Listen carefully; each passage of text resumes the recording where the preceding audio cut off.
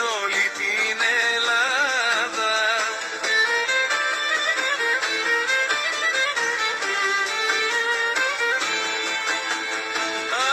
Από παλιά η μάνη μας έβγαζε παλικάρια,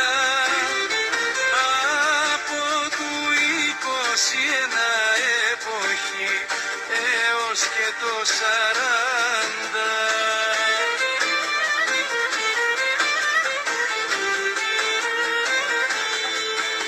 Βγάζετε λακρύνα παιδιά, γιατί έτσι είναι το κλίμα.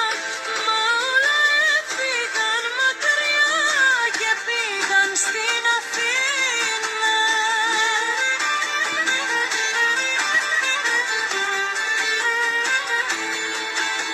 Από τα Σπήλαια έγινες πάρα πολύ γνωστή σ' όλη την Ευρώπη και στην Αμερική.